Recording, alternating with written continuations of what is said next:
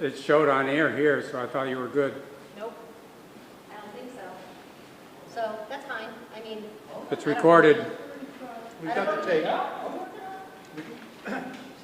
We can figure out how to get the tape on the shelf.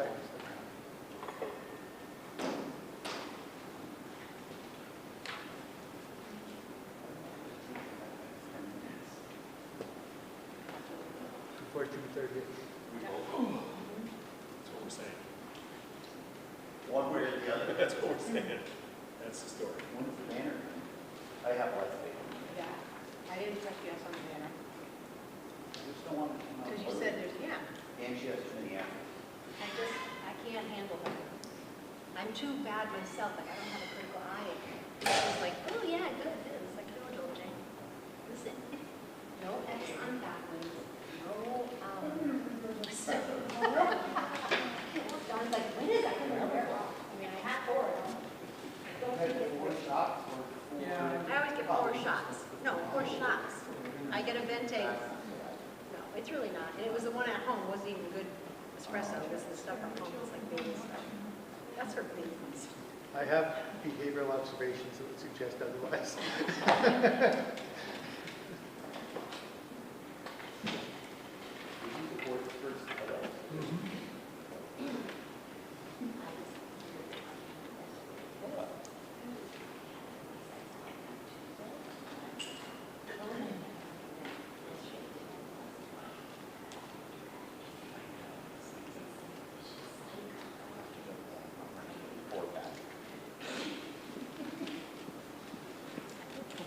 I know you ordered things will.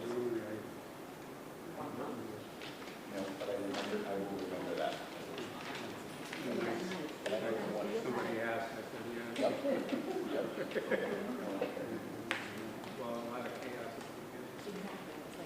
So nervous about I think she changed it about.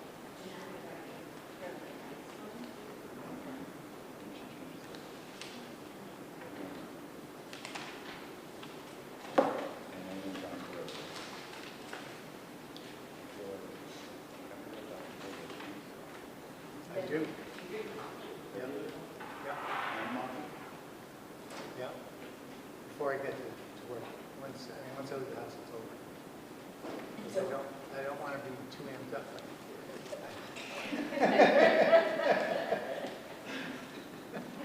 I think we pick a day where you do drink it after. I would like to see that. We'll call you. The GoPro to watch you for a day. I'll go with you. Thank you. Aaron's been telling stories. I don't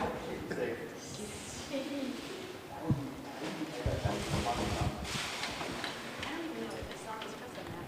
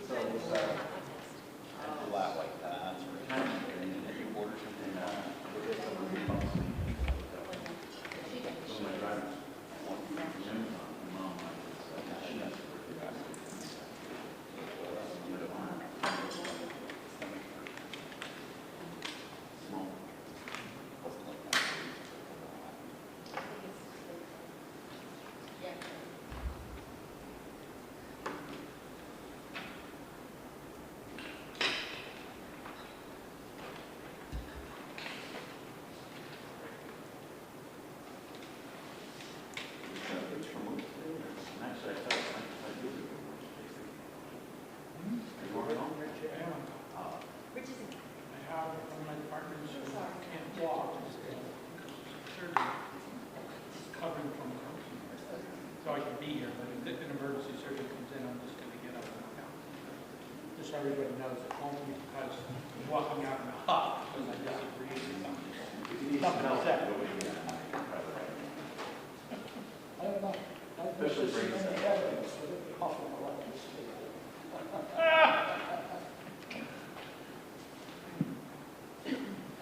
All right, good evening, everyone. I would like to call to order and welcome you to the Hamden-Wilbraham Regional School District School Committee meeting. It is 6:15 p.m. I see that David Sanders from Wolverhampton Public Access Channel is recording. Is there anyone else here recording this meeting? We will do roll call in alphabetical order. Cheryl Caruana. Here. Tim Collins. Sean Kennedy. Here. Lisa Murray. Here. Rich Rediker. Mike Tirolasi. Here. Michelle Boudreau. Here. If you would please stand. Lisa will lead us in the pledge of allegiance. I pledge allegiance to the flag of the United States of America and to the republic for which it stands, one nation, under God, indivisible, with liberty and justice for all.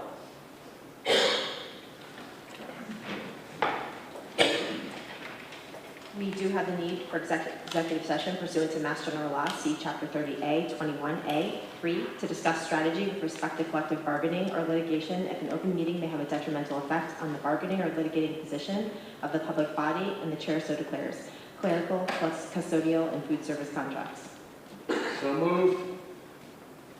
Okay, so we will do roll call to go into executive session.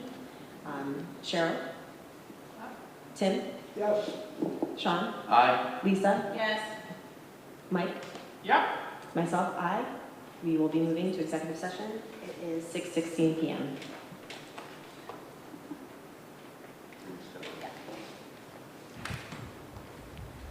Doing that. Half of this and half later.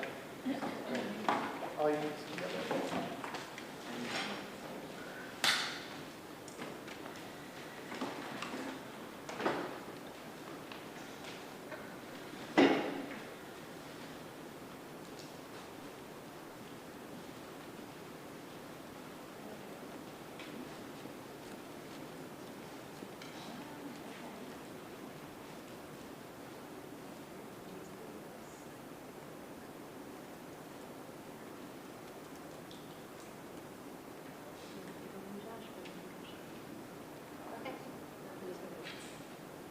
All the other ones.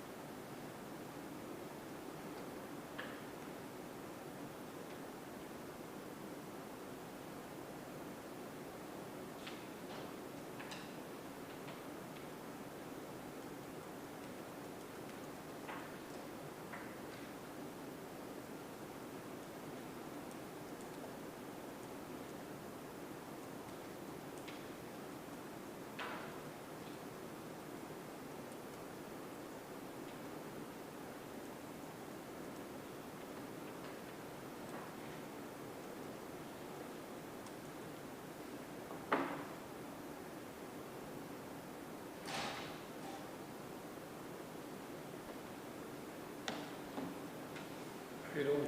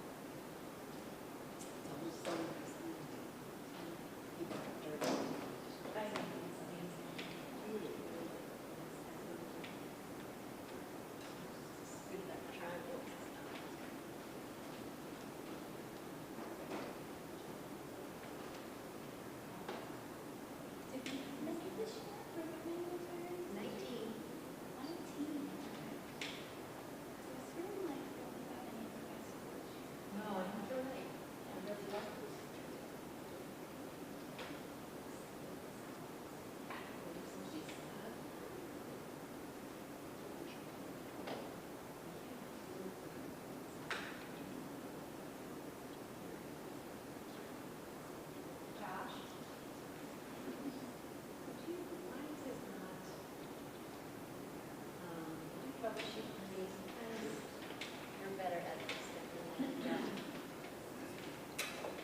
Usually just this here, you know, like HDMI cord. Oh, maybe. That's it. Yep. That'll do it. It was hanging out too much, I think. Oh, There you go. there it is. Yay. Slideshow. Awesome. Perfect. Great. Love it.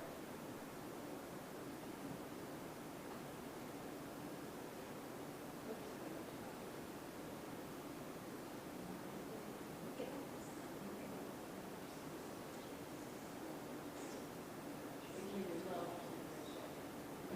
I think that was my favorite part. Yeah. And it was like there were 4 or 5 other school groups on there. And so it was like a giant high school, on the boat, like a giant high school fest. Like, How could you not want that? yeah, they met people from all over. Hi, Josh Dixon, Special Education Director. I'm at the high school.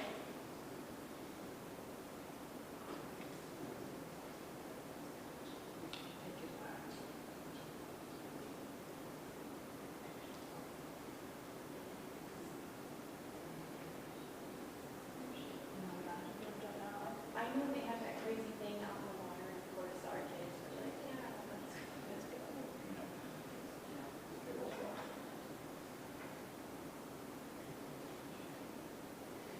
So nice to meet you.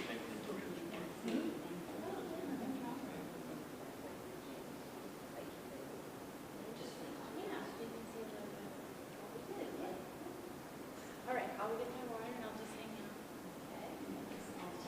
All right, thank you. You're welcome.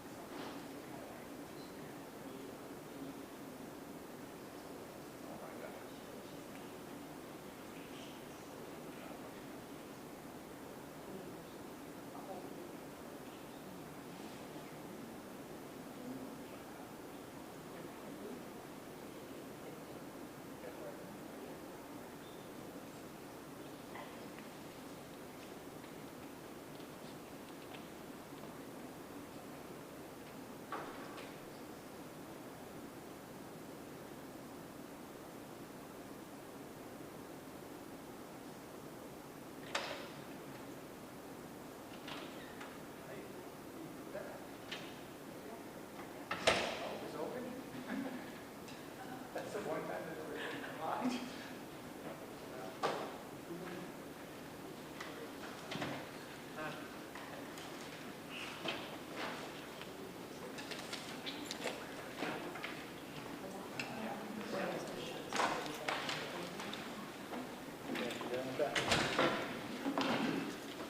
Monica, good to see you.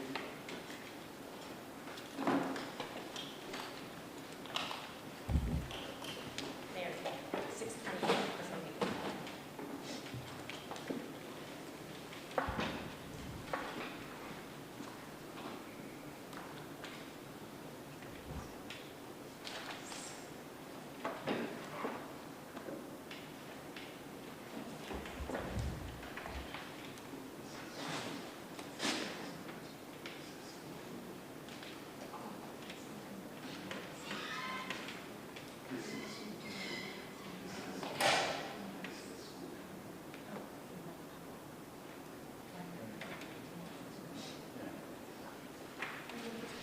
Point that out, Jonathan, next time.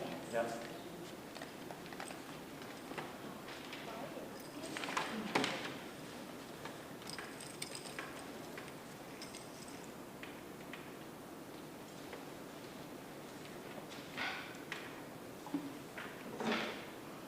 Okay, so we are going to continue with our student representative.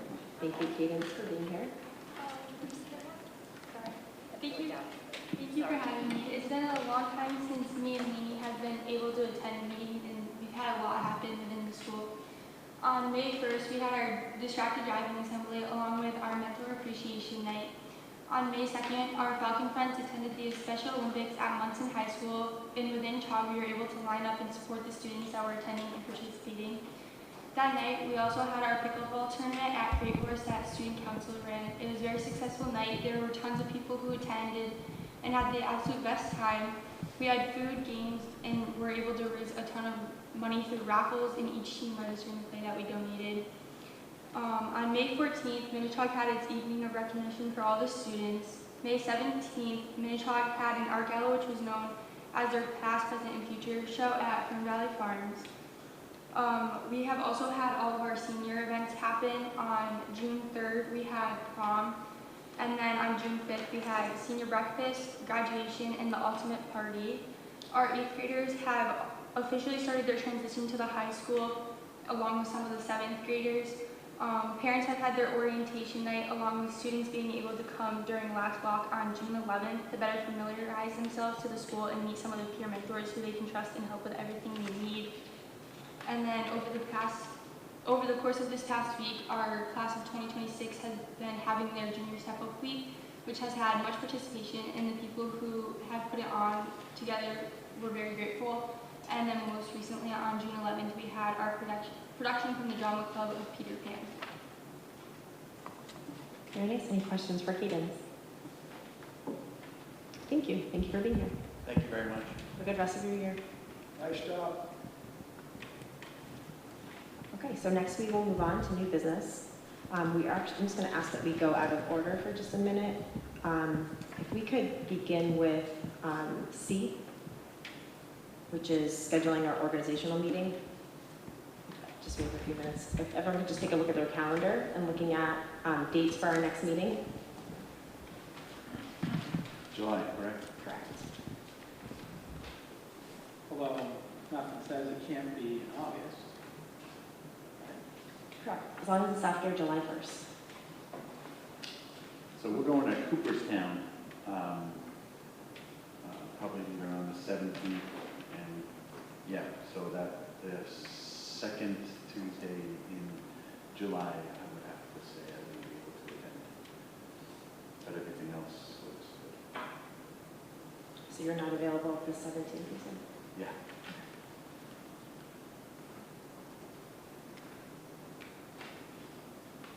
You're not available the 17th? Yeah. It's the Cooperstown trip with the Minnetonka Falcons baseball. I'm also out of town on that week. Rich had said he was available the 9th or the 10th of July. That looks good.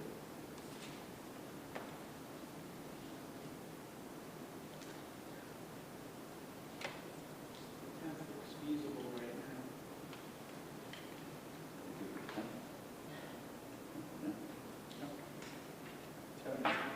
Lisa, you good? Sure. I'm not. Oh, Yeah. okay. Oh, Unless we did a super early meeting. July 10th? If people would be available very, really early. You are, wait, you said? I'm off on the 10th, so you just tell me. Yeah. I cannot do an early meeting. Okay. I'm not office hours. I will get out. Okay. It was about the 9th. You said Rich could do the 9th. Is that something you could do? I can do the 9th. That's a Wednesday. How about?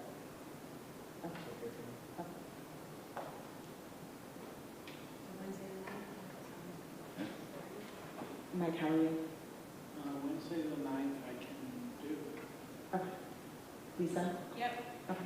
Did we do- Okay. So our next, our What open. time do you want to say? 6:30? We can do it around 6:30 maybe. 6:30? Yeah. I prefer earlier if that works. Are people available earlier? Mike, what time can you? And Lisa, Tim, Sean. You said anytime you're available? No, this is Thursday anytime, Wednesday, I mean, I'm working until 4:30, but I can always bolt out a little early if I have to. Okay. I might be able to do 5:30. 5:30 sounds good. Okay. Is that okay for you, John? Everybody else? Great. Okay, so we'll do 5:30, July 9th will be our organizational meeting. Here, correct. Correct. Okay. Great, okay. So the next item under new business, we'll go back to A, which is referring the policy is regarding policy JEB, which is the entrance age, to the policy subcommittee, but I know you just walked in. If you don't mind, actually, you can sit at that microphone if you'd like. I know they just have you'd like to make a comment in reference to this agenda item. Sure. Look at that, you walk right in, right up to the microphone. I know, look at that. So if you could just make sure, so if you want to just make sure that you press the button, make sure the green light's on, and just speak into the microphone so everybody can hear you. And if you can just state your name and Okay. a moment to speak. I'm Nick DeFeo. Thank you very much. My wife, Casey. Hi, I'm Casey DeFeo. Just said it once, okay, no, I told. Sorry. Yeah, no, we appreciate, first of all, hearing this out and adding this to the agenda. Michelle, thank you very much. Dr. Provost, thanks for some of the guidance as well. So we're mainly here to see if there's an exception process that we could, we would be able to have our son Cameron DeFeo go through to qualify for kindergarten. He's misses the cutoff date by about 3 days. His birthday is September 4th, and cutoff being September 1st. We're hoping, he's been in pre-K now for a year and a half, full day, and as well as half day for the half a year. So he's been through pre-K quite a bit here in town as well, first at Moultrie, and then also right now at Green Meadows when they opened up the full day. Social skills, he's had the ability to kind of advance and grow, especially with his older sister. His sister Catherine is in 2nd grade, and she's 8 years old, so he's kind of sped up with her as well. Yeah, I mean, the social skills, everything there, I believe that we're really not looking to rewrite the policy so much as we are looking to see if there's hope of an evaluation, at least to see if he's, don't take the parents' word for it. Everybody's kid is fantastic, right? But we'd like an evaluation considered to see if he could be eligible to go into kindergarten. We're also concerned about his emotional as well, and also potentially being a distraction as well, because he's ready for it. He's ready to make that jump, and to put him through pre-K again, I think would be, kind of spinning his wheels a little bit in the mud. Again, he's watching his friends excel now and go to kindergarten, and he plays baseball with all these guys, so he knows, where everybody's at, and kind of feels like he should be with the squad as well. So I don't want him to be impacted emotionally either. But sorry, I spoke a lot. Sorry. Okay, so you want to say anything? No, I think you said most of it, but we started the process with meeting with Dr. Provost to just explore the avenue to see what the possibility was. After talking to a few people in town, a lot of people said, absolutely no, this is like a hard stop. September 1st, so we just started exploring it. And it seems to be, as many dates are, very arbitrary.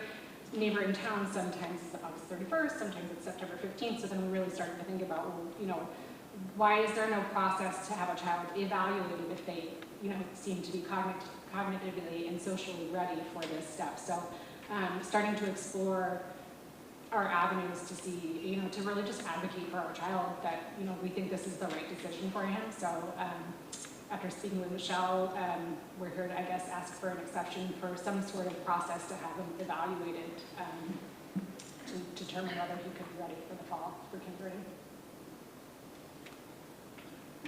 Is this at Green Meadows or? He's currently at Green Meadows, so he did half of a year at Moultrie, and then they opened up a full day position at Green Meadows, so now he's been at Green Meadows for the entire year. He's about to wrap up. We're prepared to put him in pre-K again, but we're going to move him to another preschool because it seems like he's almost getting bored. Has had the same teacher now, so he followed the teacher from Moultrie over to Green Meadows, so really just for we might need to change up the scenery and everything for him next fall if we can't follow through with kindergarten for him. He's doing great. He plays t-ball. He does a lot of extracurricular activities. He's got an older sister, so he's very socially involved with some of her older friends. Yeah, so he's at Green Meadows, but we'd be looking to bring him into Mile Tree Kindergarten hopefully in the fall. That's a possibility. So it's funny, when I was reading this on my phone this morning, it said, oh, one exception's been made to the superintendent for new students. I just didn't even keep on going that who have successfully completed kindergarten at another public school district. So the only exceptions that can be made according to the policy is for if they have already attended another. So are we going to amend this policy, or is this an exception? And is there anywhere else in our policy that we have avenues for exceptions? That's the question before the committee tonight. I would say that there is one other exception that I have allowed. I feel it's close enough to the policy. If someone completes kindergarten in a private school, I've also accepted that as an avenue for an exception. And they have not. Correct. So I work in an elementary school, and our cutoff date is the same cutoff date as this, as well as the surrounding districts. And it's there for a reason, not just for your child, but also for the teacher that's differentiating for the incredibly wide range of development that happens in kindergarten. So I'm just wondering, you're asking for a procedure to be evaluated? Yeah, I mean, I understand that there is a cutoff and respect that date. I'm just looking for, it seems that there's no avenue for that child that is now completed a year and a half of pre-K, is socially, emotionally, cognitively ready. There's no avenue to have that explored. His only option is to repeat an entire another year of pre-K. So if there were some sort of evaluation, just as the kids going into kindergarten are evaluated by the school, if there were some sort of evaluation for him to be determined, whether an educational professional thought that they were ready. We've talked to a lot of parents who are in the same boat. They may miss the cutoff by a day or a couple of days. And, there's a lot of different aspects to it. It's not just, oh, I want my kid to go to kindergarten in the fall. There's many, like Nick had said, there's the social and emotional aspect. There's the monetary aspect. I mean, we're paying for pre-K for another year. There's, many different facets to it. But essentially, yes, even if this didn't work out for Cameron, it's our thought that we've spoken to a lot of parents, and there's no process for like a kid in this position to go through Because that. there's a cutoff date though, right? I understand. Right, but if I could just say something on the cutoff date as well. I know that surrounding towns, your stating surrounding towns in Western Mass have the same cutoff date, right? Looking at it across the board and just doing a search on every town, school district across Massachusetts, it swings. It does swing. It swings September 1st to some in October. Maybe not locally here, but around. Just looking at Massachusetts as a whole, yes. Like if you look at it across the state, different school districts, there's a vast swing. So I'm not trying to challenge your statement. I'm just making that statement because that's the factual statement on it. And again, my part here, monetary aside, if we're paying for our son to go to pre-K again, like my wife already said, we're going to be sending them over to a different pre-K just so he has a different flair and a different feel and a different environment. Because he's done Mile Tree, he's done Green Meadows. So now we're putting the Wilbraham Community where we put Catherine before. So we also know we have a really good experience with him there, right? So we feel good about going there. So again, monetary aside, that's not really even it. I know that came up briefly, but the biggest thing for me and for us is his development. He's beyond pre-K at this point. He truly is. And for 3 days, you say development in that span, right? I don't know where the development is going to jump from September 1st to September 4th. That's, It's more of the undue pressure for the kindergarten teachers that they are getting such a wide, there's going to be kids that are older, and then there's going to be kids that are younger, so it's going to be a year's worth of development, and when they're that young, that is a huge task to differentiate. As they get older, then... Yeah, and that's exactly why we're not asking for like a wholesale rewrite the whole policy. That's why we're asking for a process to be in place to have an evaluation in a circumstance like this. So that way, Case by case. right? I mean, it's like this way. If another parent down the road is in the same situation as us, right? Dr. Provost, when we talked and we met, there was a situation where somebody was born, just a couple hours after midnight. a couple hours after midnight is not going to really swing that child's development. And if that child's not ready, you'll find that out in the evaluation. If there's a process to do an evaluation on a case-by-case basis, and we'll allow that parent the opportunity to say, hey, my child is ready. As you all know, the parents know their children best. My child is ready. I know that, but I also understand that you guys need to make that determination as well. So I would never expect you to say, hey, take the parent's word for it. We're simply asking for an evaluation process to be in place. Again, not rewrite the whole policy. I don't want to make it sound in that way at all. A policy is a policy, completely. And I totally understand and respect that, as my wife stated. I think that there should be some type of procedure or evaluation that could be allowed for in a situation where you've got somebody that's 3 days away, or at least, vouching for the, and again, we have teachers that could vouch for his readiness as well. So, I have a question. Have you had your pediatrician have this conversation, and has the pediatrician suggested an evaluation? no.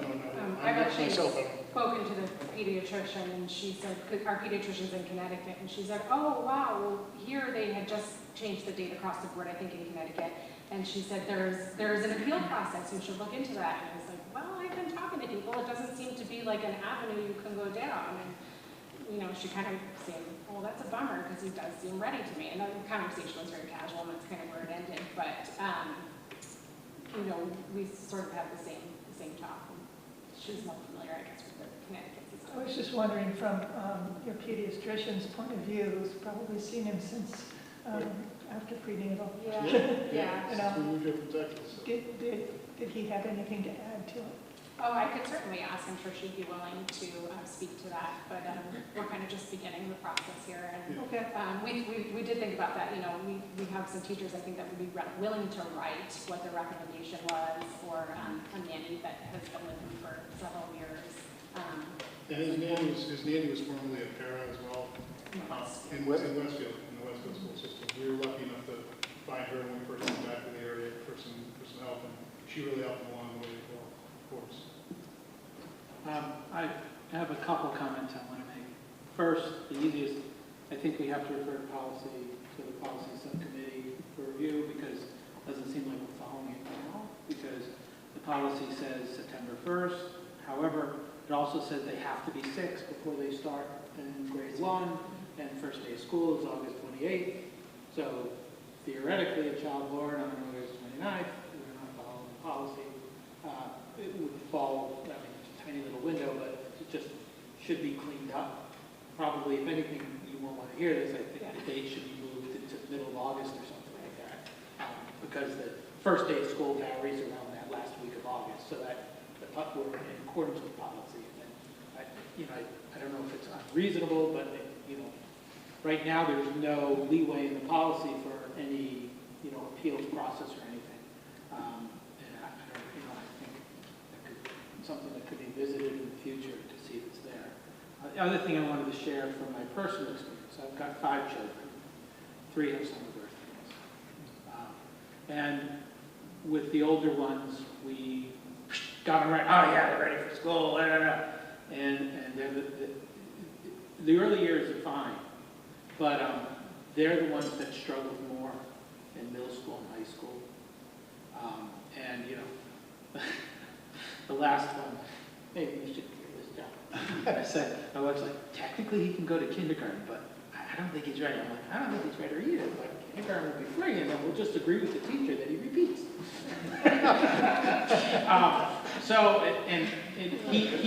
He's the youngest, and he's doing really well.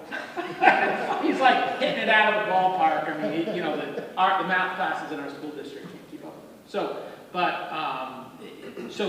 So I don't know what's going to happen as the end result of this, but as a dad, I guess an experienced dad, I think I'm safe in saying this. Even if the permission was given, I would encourage you to consider nodding. Yeah. And keeping your mouth. And maybe send him to a music preschool that's private, or a Chinese immersion preschool, or some other experience that might add in terms of neurodevelopment, what we understand, basically everything that happens at preschool is not really contributory. which is why kindergarten starts at 5. Because they just don't have the complex language skills necessary to implement long-term detailed memories. Which is why, as a pediatric surgeon, there's a lot of surgeries we try to make sure happen before that age too, because they don't remember. But I disagree. A lot of people will say, don't bring your kids to Disney World before they're 5 because they won't remember, but you will. So I disagree with that. So we'll probably see you at Disney as the dance studio. So we're going to Disney next week with dance fitness. We'll be there. Yeah. We'll be there. Yeah. Fantastic. Yeah, we're going to do recitals, which Absolutely. is great. I wanted to say thank you so much for your input on that too, because it's not something I take in lightly. You know, and a lot of people that I've spoken to are, you know, wait, if you're unsure, hold back, wait, and I do appreciate that input. I've spoken to a lot of parents. I've picked a lot of brains on this. I'm not somebody that would really push against the flow, but I do feel really strongly about this, and I just, as a nurse, feel like it's like in my heart to just like advocate for what I feel strongly about, and so I'll leave it at that. Yeah, and this took a lot for my wife to be able to be up here and speak in it as well. As we're walking, it's just like, oh, there's some people. You know, definitely it should show also the drive. I just wanted to say that. It should be drive on this. So I think, thank you for bringing this to us. And so on our agenda, what we do have this as is just referring this to the policy committee. And again, to discuss some of the things that were outlined, having a discussion as to looking at the language. Does the committee, would they consider adding additional language for an appeal process? Is there consideration for moving a date? So I think that unfortunately you will not get an answer this evening, but we do appreciate you coming and speaking and advocating for your child. Sean, go ahead. One other thing in terms of the policy review committee, just to set realistic expectations, you know, we'll be reorganizing the committee in the middle of July. Then there'll be potentially a policy subcommittee meeting before that, although we can theoretically do one there, but for a policy change to be accepted, it has to be read at 3 consecutive school committee meetings. And at the third one, then the committee can vote to change it. So even if everyone agreed to change it, it might not be possible to get it legal on the books in time. There's just not that many meetings in the summer because it's the summer. Everybody's cast to the wind, and no one person here has any authority whatsoever. It's only when we're all here together as a group that there's the kind of, whatever we call it, the authority or the wherewithal of the school committee. But any one of us is individuals. Second. John, do you have any thoughts? Sure.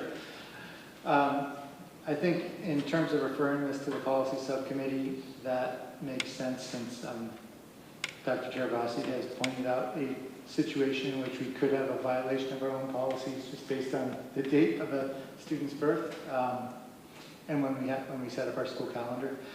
I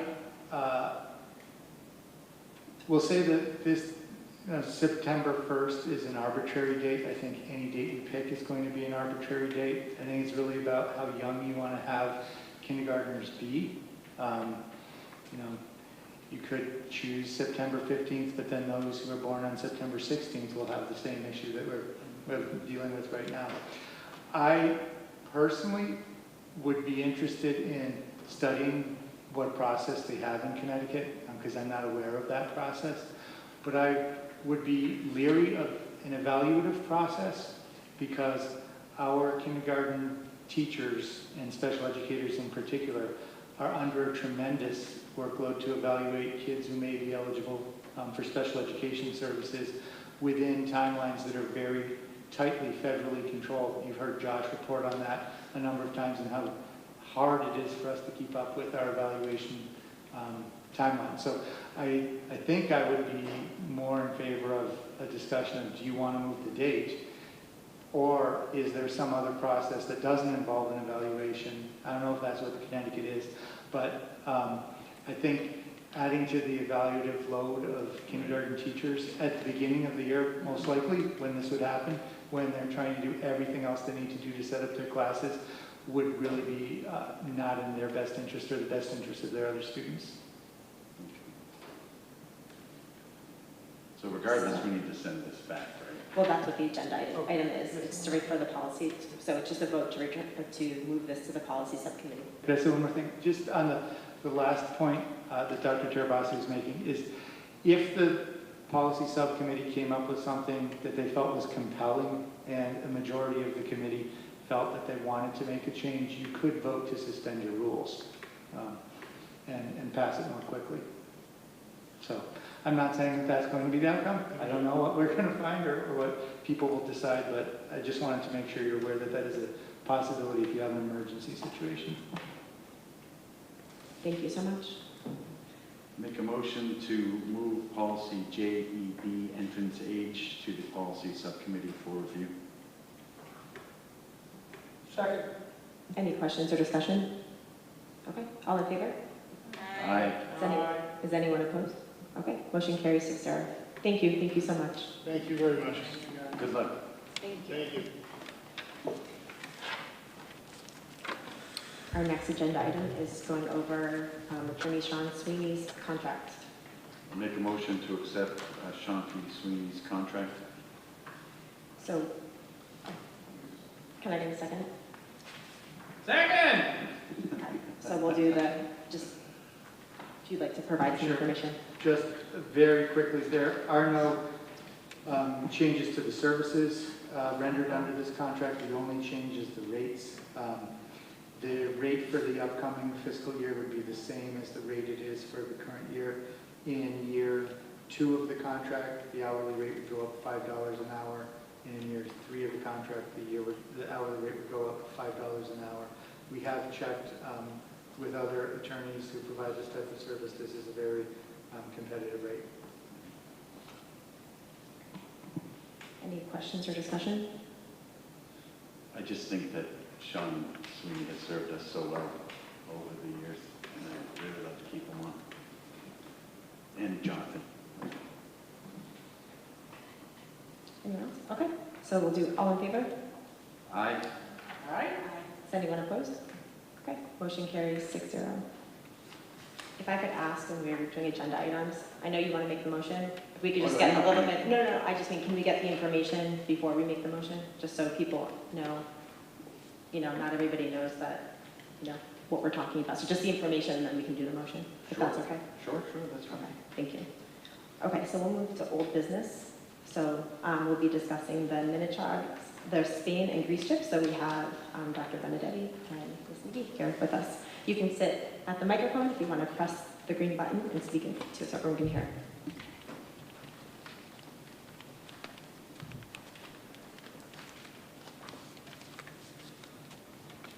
Should I bring the other one over there?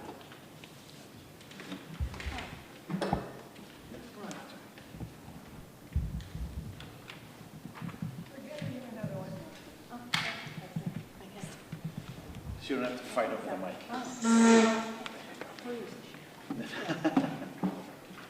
So good evening and thank you for having us tonight to talk about our amazing trips that we took with students this year, this past April.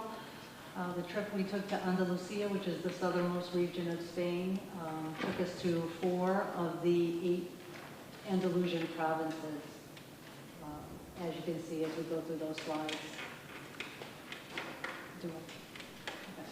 Our itinerary had us leave on, or arrive in Seville on the 18th, and we departed on the 26th, and came to school the next day. So it was a great trip, a busy trip, but we made it back. I think we can go on through those. There are many. This slide is interesting for me because this is a school in Spain. It's primarily a language school. It's found in several of the Spanish southern cities, but they also have branched out into school group tours and trips, and they receive students during the school years, during the regular school year, and also in the summer.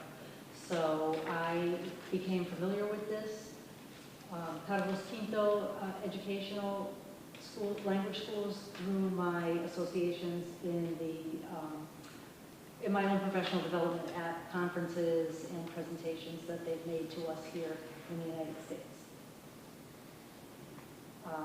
Well, I just have to say our accommodations couldn't have been better. We stayed in a student residence. Every student had their own private room and private bath. And yes, we did have to climb those ladders to the loft bed. But, you know, the residents had, as you can see in the middle there, a kitchen for everyone, small kitchen. There's a nice patio. There was a gym that the students used, and recreational rooms and study rooms, as well as a theater. I was very fortunate to have Aaron Francis accompany me, both of us fluent in Spanish to take care of any needs that might have arisen due to language. One of the highlights is that this was an immersion trip, so each student received a certificate for their 10 hours of active Spanish during these 9 days. And you can see how proud they are. You can see our tour guide in the middle there with them. And I think, to me, this is a highlight to actually achieve and apply what you've learned in school. And so the question is, how did they practice Spanish authentically in Seville and the other cities that we visited? So we had many guided tours, which they had to practice the listening skills. And then, of course, we did a lot of active speaking. And some were, you know, taking the bus. We had to learn the bus route. One of the perks of this was that we had a travel card in our, as part of our tour. We took the bus every day in the city.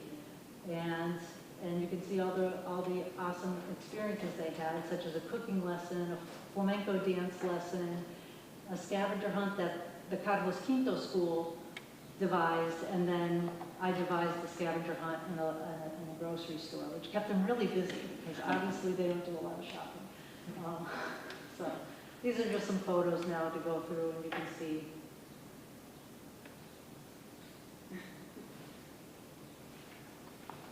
And also practice with many Carlos Quinto staff members. The cook himself is on the end holding the gift we brought to the staff, and the man taking the selfie is someone I've met who comes to our conferences here in Massachusetts and New York that I attend.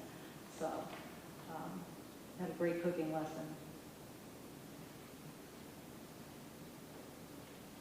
And they did have to listen, because the cook did speak the entire time in Spanish, and they did have to follow directions, and they participated. Everyone shopped and cooked along with it.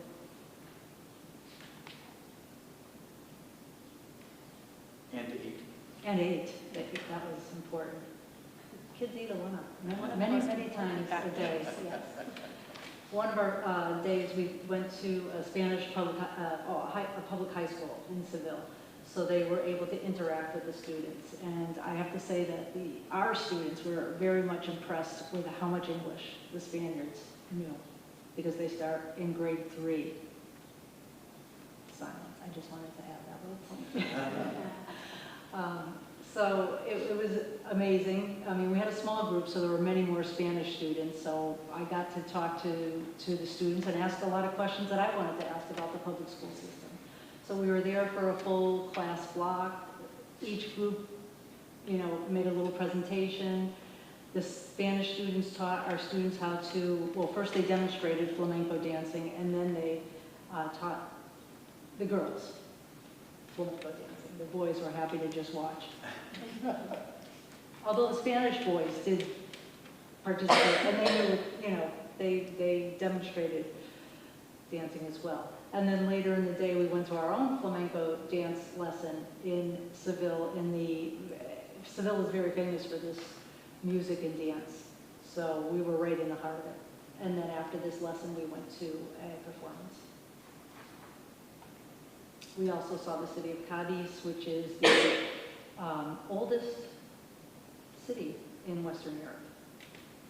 Roman ruins, beach, Arabic structures as well.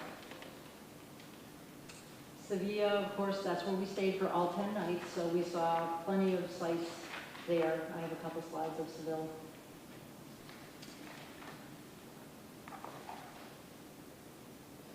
and to Granada, which is a highlight with a huge Moorish palace and fortress behind us, the Alhambra, very famous and amazing. One of the kids highlights, and they were very happy to have been there.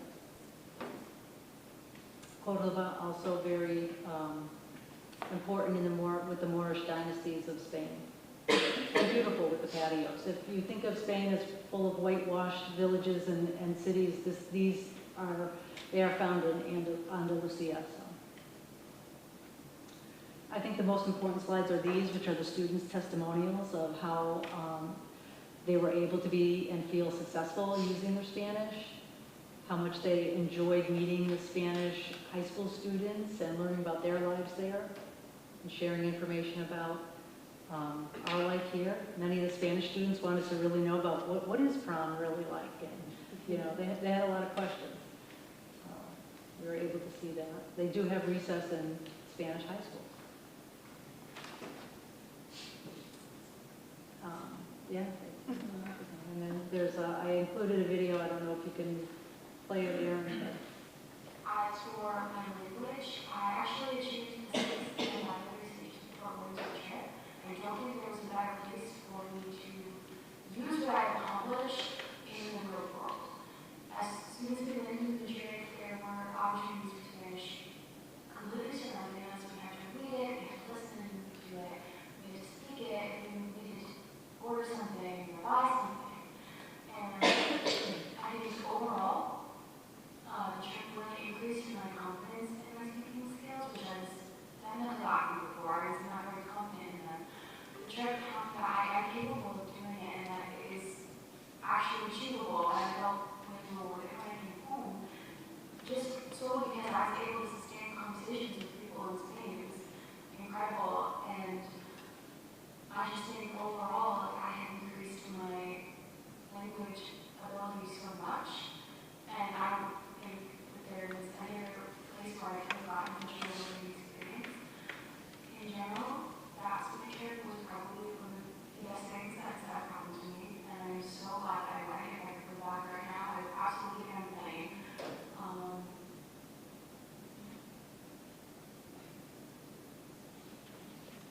It's a recent graduate. As for my language, Antonia Mascara.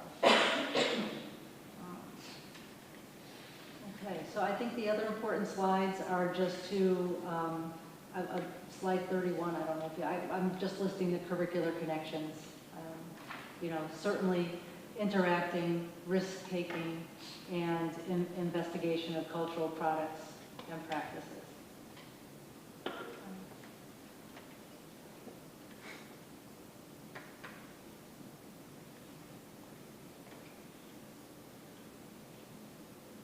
I'm really proud of the students for, as much practice as they did have during the trip. This was a great bonus that, Jen was there while we were there, so we were able to catch up with Jen Pahalski as well.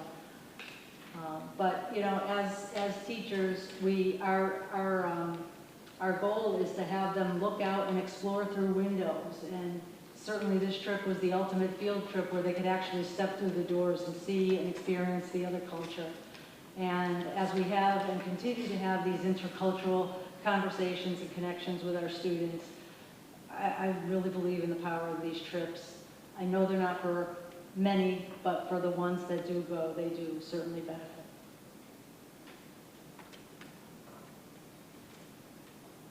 I think we can pass through that. That's basically what and we, of course, brought the Hampton Wolverhampton Times.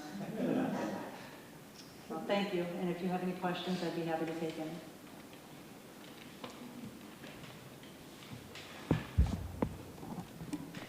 Will you be doing it again next year?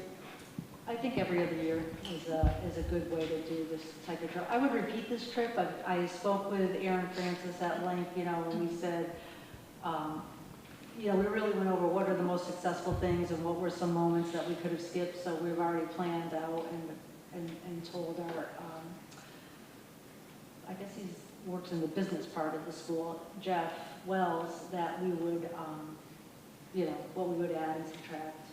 And of course, the price was fantastic. All of that, 10 nights in a residence with your own room, bathroom, etc., laundry facilities, anything you needed there. And the city travel card, the trips to the other cities, breakfast and dinner, the flights were included, and a few meals during that were already prepaid. So for $3,500 was an amazing price. Not a question, but an observation. I remember quite well when you were getting ready to leave and all the students were in their Charles Quinto gear Yes. for the what presentation, what helped fund the trip as well. So I'm so glad that you brought the Minnetonka flag, and now we've had that. I hope the Falcon is flying over the high school there. Right. Well, I do feel like we made a connection and we have a relationship now with Los Quintos schools, and I'm looking forward to the next one. They were truly hosts to us. Our guide was with us every day from when we met her in the morning until we left at the residence to just go back for the evening to sleep. So it was, we certainly felt well taken care of. Thank you.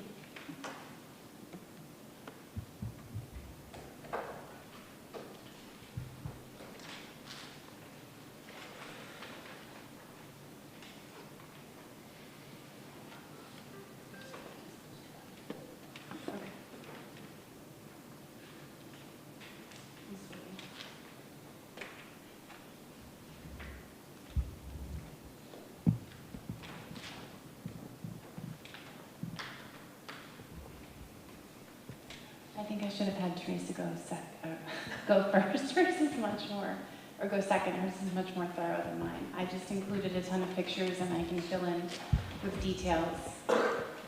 So this past year, we went to Greece over the April break. We were also gone for 10 days.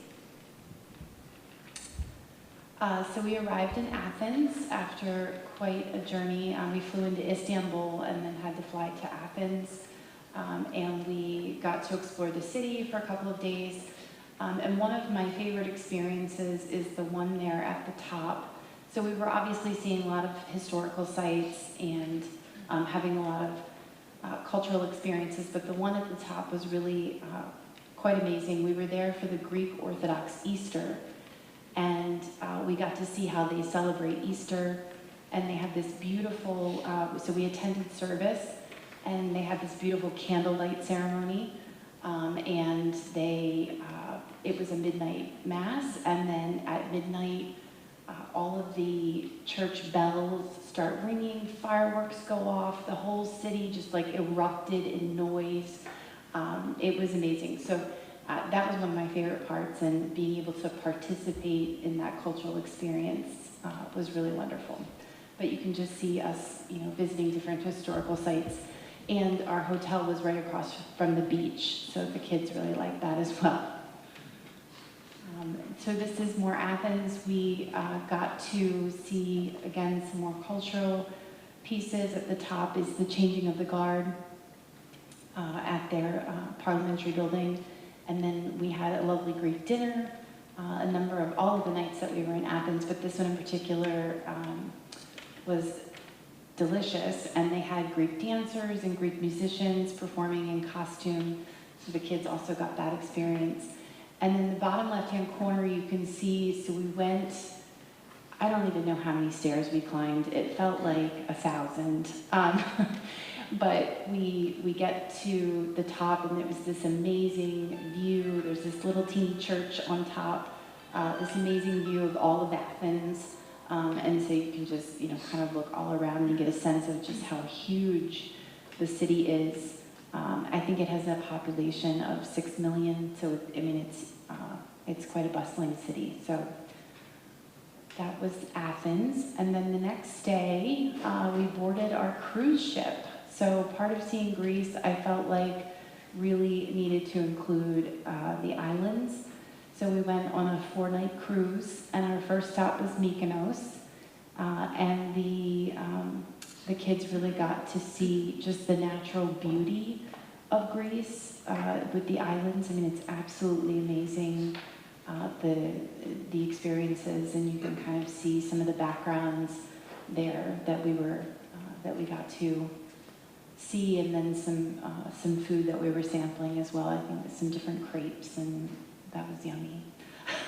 Okay, so our next stop after Mykonos, oh, sorry, go back. So we did stop in Turkey, and our first two really great, again, cultural, historical experiences. The first, we stopped at the ancient city of Ephesus, and that is, the ruins there are just so impressive. And that our group shot down in the right-hand corner, we're sitting in front of what was left of a library. And then the pictures up on the left-hand side, they got to see how Turkish rugs are made. And it was this fascinating process of these cocoons that they would put in the water, and then they unraveled the cocoons to make the silk. So they demonstrated for the kids, and then they got to participate and try to do it themselves.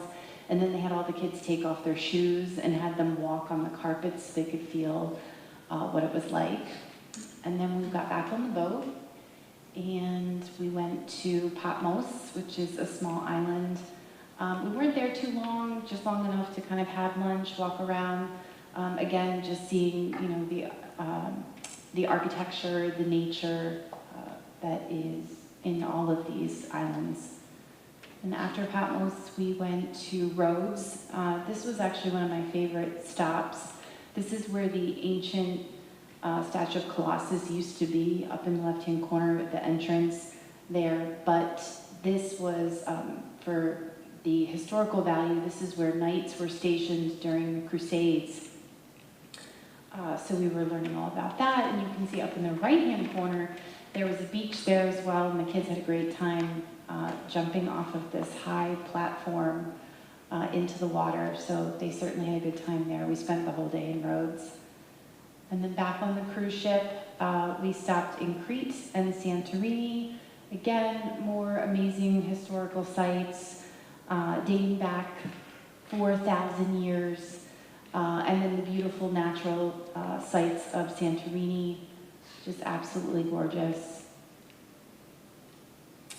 And then once we got back and we got off the ship, we stopped in Cape Sunion and the Temple of Poseidon in the morning, and that was amazing. And then from there we went back to Athens, checked into our hotel, and then visited the Acropolis.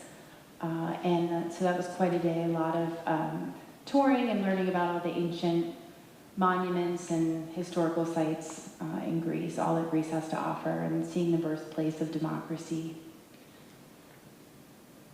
Our last day, we made 2 stops, Demosthene and Epidaurus, and again, these civilizations actually date back even further. This is a civilization called the Minoan. And so the kids were learning about that, and that's us on our coach bus that we were frequently on, going around.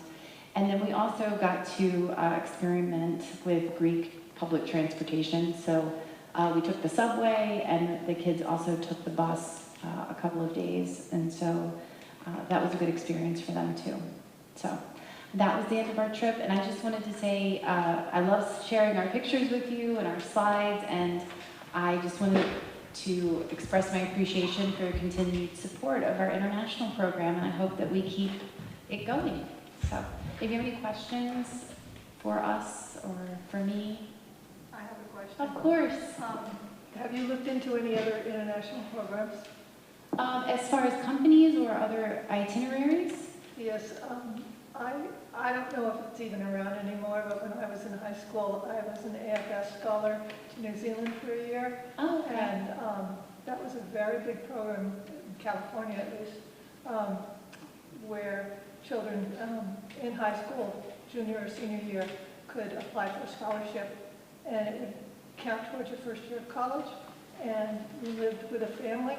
I was blessed enough to live with a family that had 10,000 chooks, as you would say in New Zealand, chickens. Oh, and my job was to 10,000. wash each egg each day. Wow. Is that child labor? I think so. But, They're getting free service but out of it. we also got free education. I mean, I was in the senior year at Milford High School, and you know, I think there has to be places around here. that Oh, have- yeah, I'm have sure. that. What were the initials again? American Field Service. Oh, so- American Field Service. Okay, yeah, definitely. Look into it. Thank you so much for giving up your time for this. This Oh, is of really- course. this is Love to really share the wonderful. adventures Yeah. that we had. It was Thank you. amazing. You're welcome, and thank you very much again. Thank you. Have a good rest of your day. Okay, so we will continue with old business. So we will move on to ratifying the clerical contract. I make a motion to accept the memorandum of agreement from the school, from the Hamden-Wilbraham Regional School District and the Hamden-Wilbraham School Clerical Employees Association on behalf of the administrative assistants. Any questions or discussion? Okay, all in favor? Aye.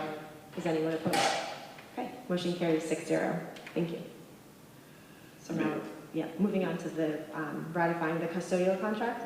I make a motion that upon ratification by the members to accept the memorandum of agreement for changes to the collective bargaining agreement between the Hamden-Wilbraham Regional School District and the United Food and Commercial Workers Union Local 1459. Second. Questions or discussion? All in favor? Aye. Is anyone opposed?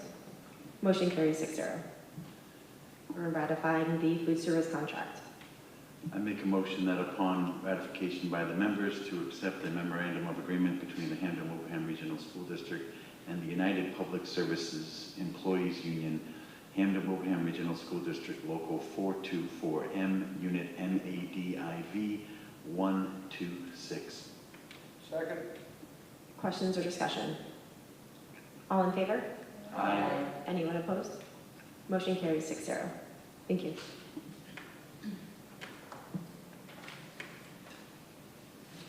Just a thank you to Dr. Slaughter for his work on getting this done. So now we'll move on to capital projects for the fall town meeting. John? So as I noted in my briefing email to everyone tonight, while we were going through the capital process this spring, there was a decision made to take off the request for the stadium and the bleachers at the high school. That was because of the cost involved, in addition to all the rest of the capital projects that we were requesting in the spring. That was in anticipation, at least in my mind, that the upgrades to the HVAC at the middle school that we were requesting, in part because of the issues that we had with mold last year, would be approved. However, as you know, the capital committee did not approve the upgrades to the middle school. And so I have had some conversations with a member of the committee about, well, what do we do now? And I said that really I think that it's up to the committee now to decide what their priority for the fall is. Is it bleachers or is it air quality at the middle school? So that's why this is on the agenda tonight. Yeah, it's got to be air quality at the middle school, right? Correct. Yeah, quite frankly, and I'm new, I've only been here 3 years, and I was totally unaware that 9 years ago, there was a study done at the middle school which found that 50% of the classrooms have CO2 ratings that are too high. And after the mold incident, there was another evaluation. Same result. As far as I'm concerned, this is unconscionable.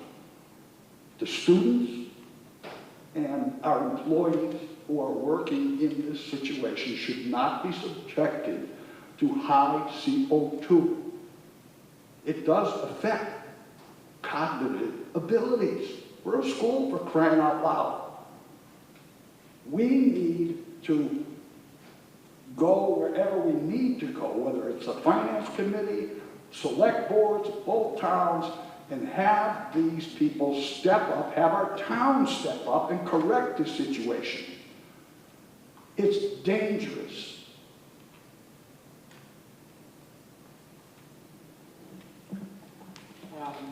I have two comments. One, I've obviously, I agree that air quality is a priority, obviously a priority over football bleachers. I'm concerned that we're going to continue to meet resistance, even if there's an infinite amount of money in Wilbraham's coffers, because they're really hoping to have Hamden start to contribute to capital expenses at the middle school. I'm not sure how, I think we should definitely push for it at the fall meeting, but I'm concerned that we're going to, again, be unsuccessful because of that issue has yet to be settled as a negotiating point between the towns. And my other comment would be, I think both should be put forward to fall town meetings. The bleachers aren't not a pressing issue, and they also, in and of themselves, I think are starting to pose a safety hazard as well. Yeah, I'm with you on that, Cheryl. I'm with you on that. I mean, we're looking at two items that have big price tags, but they both have the opportunity to negatively impact both student safety and faculty safety. I would be able to decide between either because both are dangerous. And we've been kicking the can for the bleachers as well. So how much would it cost when something terrible happens with the bleachers and people are on it? So what's the cost of that?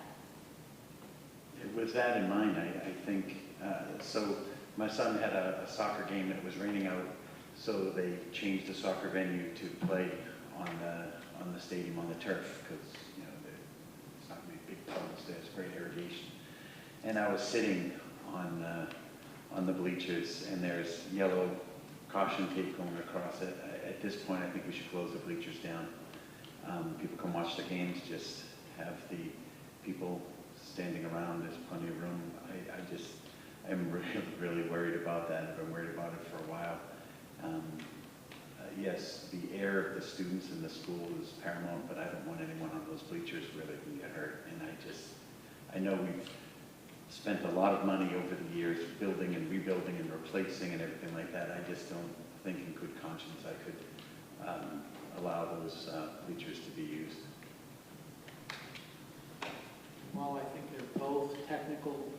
Oh, I want to hear from you. But, well, I think in actuality, they're both regional expenses. One is technically a Wilbraham town expense. The other, so they should be separate assessment letters, separate warrants. So it's not all or none. I want to hear from you. I know definitely, like, we've even been out by the bleachers just for gym, and everyone's like shocked that they're still open, like even the students, because they know like the safety hazard. But on the other hand, as Mr. Collins was saying, I also extremely agree with him about the middle school, because in a way you can get hurt physically, and yes, it could be long-term depending on the severity, but you can recover quicker than something that can mess up your lungs for life. Like, I know a few years back, my mom was a teacher in the district. She was at Green Meadows. There was a mold issue under the floors. They just said, nope, it's fine, and just kept putting new floors over it. And I feel like at this point, the mold and the air quality within not just one building, but across multiple buildings has been an ongoing issue, and it just like, it's temporary solutions, but I don't think we've ever found a permanent solution to continue fixing it. So I agree that both are equally important, but I think on a long-term level, we really do need to do the air quality one. And I think, as he was saying, we should close the bleachers down as well.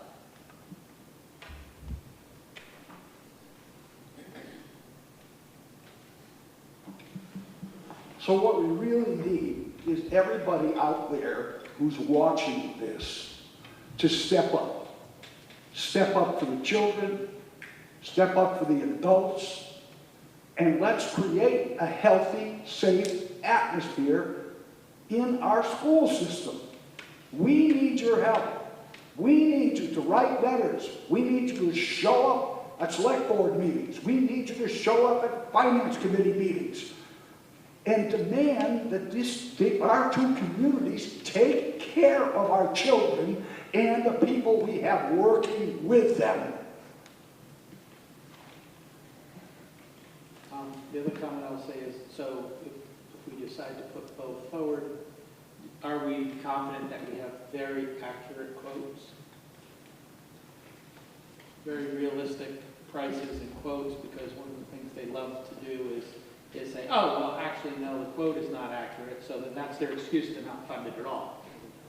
Right, I think that's definitely an area that we need to spend some time on, you know, regardless of whether it's for fall town meeting or whenever they might ultimately fund it. I think getting those projects scoped and priced to a level of comfort for them. I'm not sure we'll get as comfortable as they want to be as far as those prices are concerned, but certainly getting a better level of detail and refinement to those estimates would be beneficial to the process.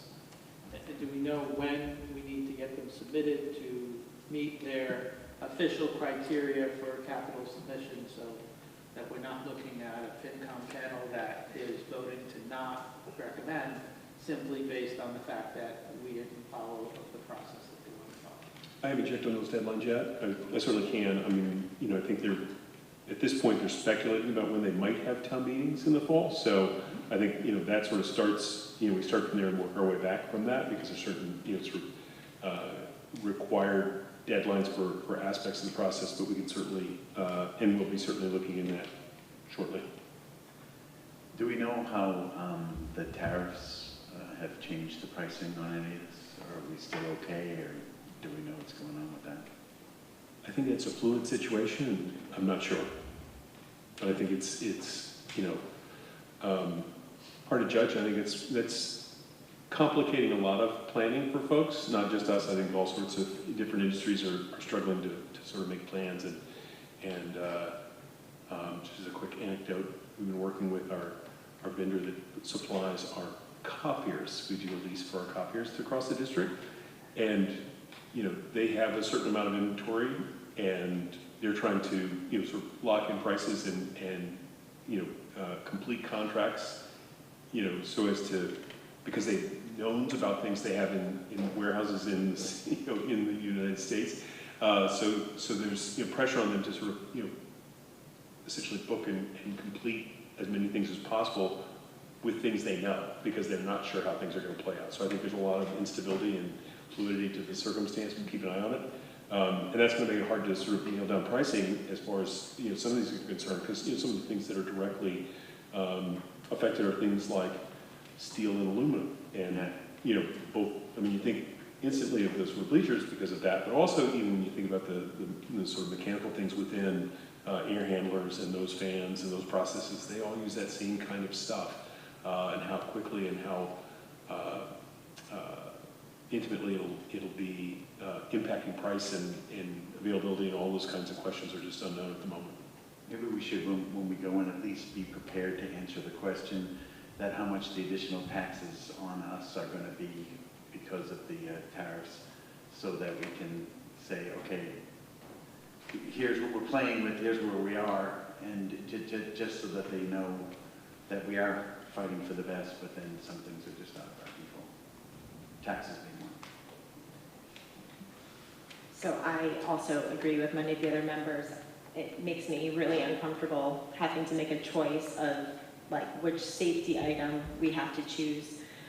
Saying, you know, there's, of course, our students, our faculty, but, you know, as far as the bleachers go, there's a lot of the community uses those bleachers, the turf. So you have different teams and people coming from all over. So I think they're both very important. I don't think either of them is a nice to have.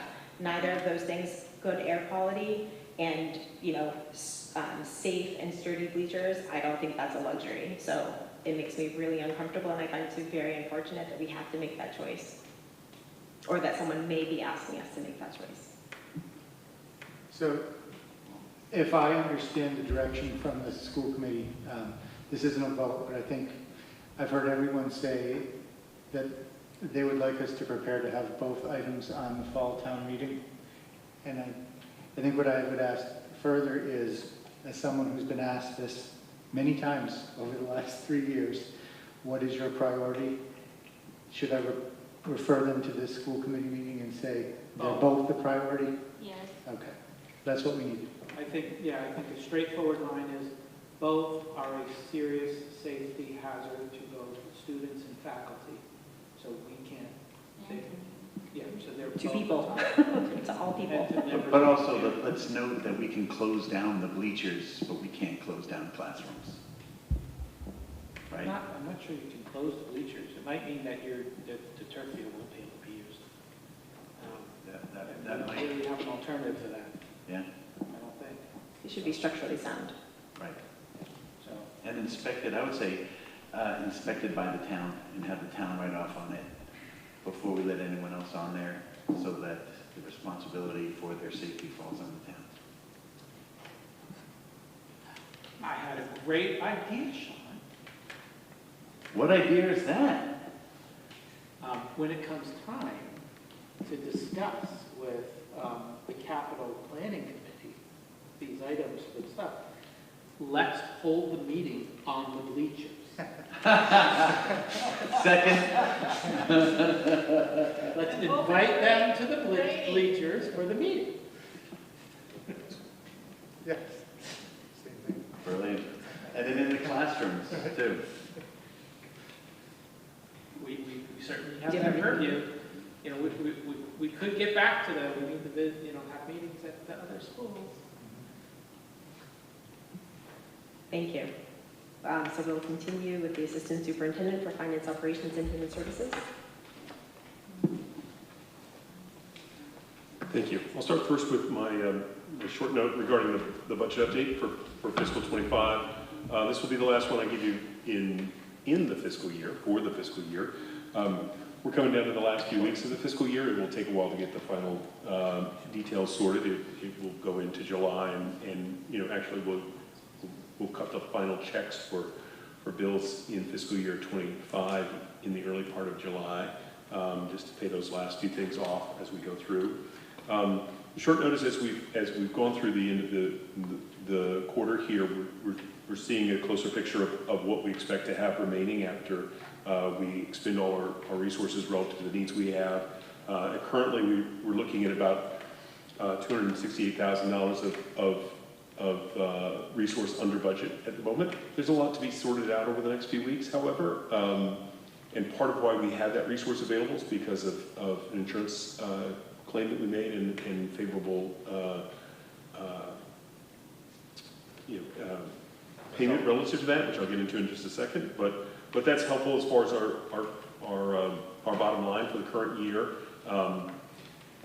Two things I'll mention. One is just that, and I didn't propose this in a formal motion, but the last sentence of that first paragraph on my notes to you all about this was to recommend the committee give the superintendent, and by extension me, authority to make adjustments via revolving accounts, grants, et cetera, as we might need to sort of balance out and finish up the fiscal year.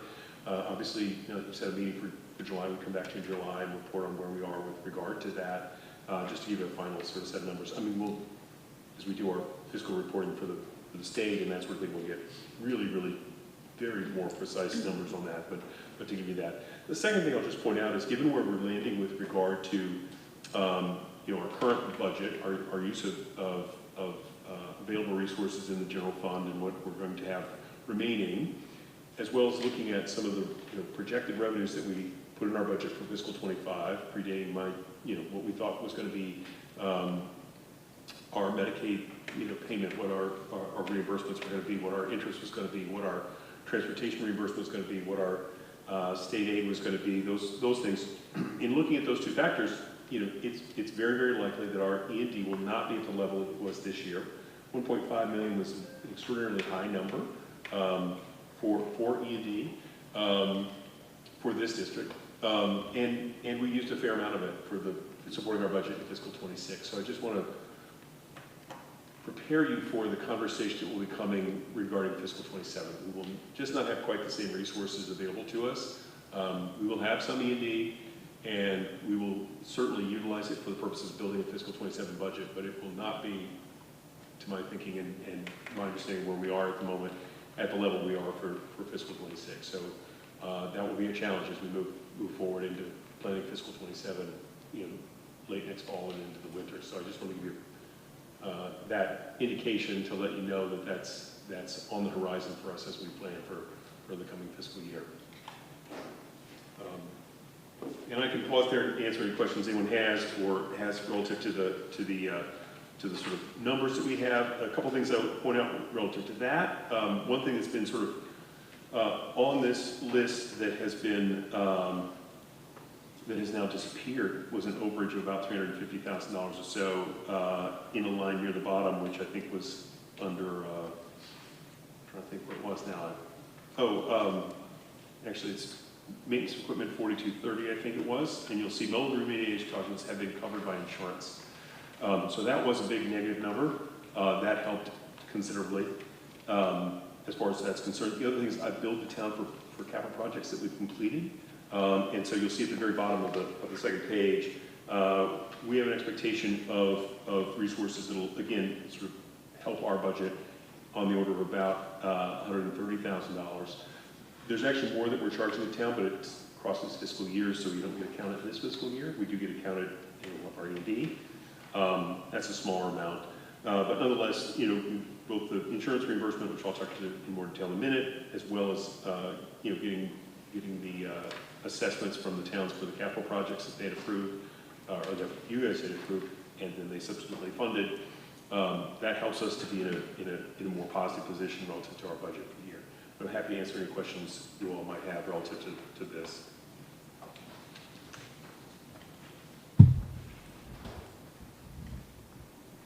Would you like me to do the motion for the last sentence in paragraph 1? Remember, each year before we go into summer, Yeah. Okay.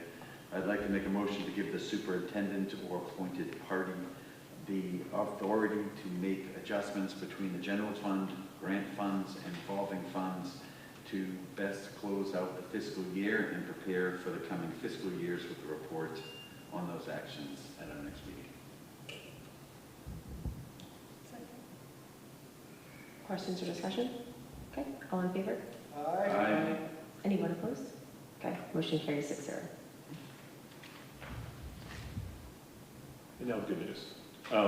So in my other memo to you all is about the insurance payment for the mold remediation. We were hopeful when we had the incident relative to the middle school that would be something that would be eligible to be covered by insurance. I think, and I may have the details wrong, but I think we made an initial claim which was rejected. We made a subsequent claim, provided detail. We have been working with our insurer and providing them details about what we spent money on and what kinds of things that we got. And so after considerable consideration on their terms and on their part, they have reimbursed us $365,437.30. The check has been received. It's been applied into our accounts, which you can see on the other. We had a $5,000 deductible, so that was reduced from our goal ask. There were a couple of things that we had asked for that they rejected. There were some ceiling fans and a few things like that they rejected. But one thing that I think I mentioned here a little bit, but I also want to really stress is the effort that were done by our own staff. We hired a third-party contractor to come in and do some cleaning and that sort of thing, and it's really expensive to have somebody do that. But there was a ton of work that our staff did. Both repair work as well as sort of deep cleaning, that type of stuff. And if you look at the laundry list of what we sent to the insurers, outside of that one very large thing for the third party, the rest of the stuff that we're buying were things like buckets and cleaning supplies and some equipment like fan motors that got replaced and some of those kind of things. But really, the lion's share of those other expenses outside of that third party were things that our staff had to then take and use and take their time and effort to clean up and prepare the school for students to come. And I think they did in a very short period of time, and so we really appreciate and wanted to sort of note and the appreciation of that effort by our staff to make school ready as quickly as they could, even with the help of a third party. So I did want to say that. And also, you buy insurance for a reason. We make that investment every year, and sometimes you have to use it. And this is one of those circumstances we're glad that we were able to make a successful claim. I want to thank my predecessors in this role because they're the ones that really put most of the details together, and the folks in the maintenance department, put some details together the adjusters to make decisions about our reimbursement, so I appreciate their work on our behalf for that. And I'm happy to answer any questions anyone has relative to this. What's the plan in place to make sure this doesn't happen this summer? Well, that's, Since they didn't do the HVAC. right, so I think that, People are gonna be doing weekly walk-through inspections. yeah, so I've had some preliminary conversations with some of our maintenance staff about that, and they're putting, a plan of preventive maintenance as well as regular checks to try to prevent this as best we can. There are some things we can do to help, and it will still be a challenge. And so it's going to require a high level of monitoring, probably more than would typically be the case. But again, once bitten, twice shy kind of situation, I think, relative to this. So I think we're going to try to be proactive in being in those spaces and making sure that we're noticing if things are changing. And some of it will be, depending on what kind of summer we have too. But I think we're going to be very proactive in being in those spaces and trying to be on top of and remediating and preventing whenever possible those situations. For the staff and for anyone in the building that lost materials due to this issue, were they made whole? Did any of this cover that, or were they made whole before? So none of the things the insurance company covered were, to my understanding, any personal items with that regard.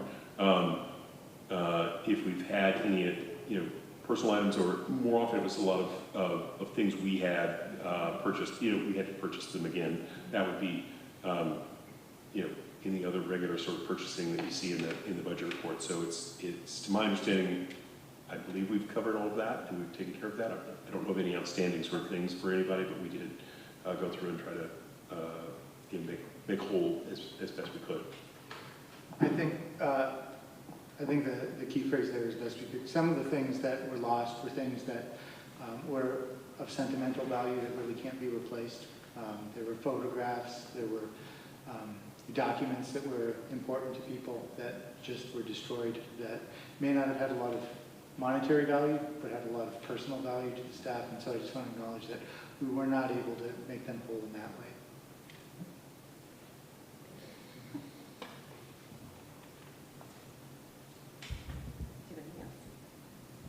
Any questions for Doug? Thank you, Doug. Thank you. So we will continue. Public comment. Is there anyone else? Is there anyone here that would like to make a public comment? Okay, we'll continue. Subcommittee updates. We'll begin with the curriculum subcommittee. Lisa? John is here to talk about the middle school program of studies. Is that my cue? That's your cue, John. You guys have a rule that you can suspend your own rules. Isn't that great? In 9 years, we never used it. Yeah. Welcome. Thank you. So the purpose tonight, I spoke to the members of the curriculum subcommittee previously about the program of studies. So I don't want to go real deep. I know you guys have like the agenda usually anyway. So I would just highlight the three sort of substantive changes to the program of studies. The first being I've removed any reference to Green Meadows as a middle school. Prior to this, we shared schedules, we shared our PBIS philosophies, we shared everything from both buildings. So now it's just a Wilbraham Middle School, because all the middle school kids in the district attend that school. The second bigger change is referenced on page 6, which is really the impact on related arts and specials classes would be moving to trimesters rather than quarters and semesters for a couple of different reasons. One, it does align with the elementary schools who are already on trimesters. But secondly, it allows for us to have a better, more effective intervention cycle as we start in year 2 of our WIN blocks, our TSS approach. Our data teams will have a little bit more accurate and lengthy data to review so that kids can be placed more accurately for the interventions that they need. So we'll be starting that with all of our related arts courses. For the full year-long courses, the academic courses, those won't really be impacted other than kids will get 3 report cards instead of 4. And then related arts classes, previously, the only classes that are full year are band and chorus. And so those will not be impacted either, but every other course will be offered on a trimester basis. So, and the last change is referenced on page 21, and this is a change in our PE offerings. And I spoke to the subcommittee previously. So right now we have health, we have Fit for Life, and we have PE. And some kids might get 1, they might get 2, some kids might not get any of the 3. I've spoken to families that they have said that over the 3 years they didn't get PE once. They may have had health or Fit for Life. So in order to change that, our staff approached me about changing the way we do this, and we created a class called Wellness. And Wellness will be on a trimester basis. They will get 2 full trimesters of a wellness class. And what that means is during one trimester, they will get 20 days of PE, 20 days of health, and 20 days of Fit for Life. And then on the second trimester, they'll get 20 days of each again. So on our current schedule, they get 45 days of health or 45 days of Fit for Life. On the new trimester, getting 2 of them, they will be getting 40 days of each.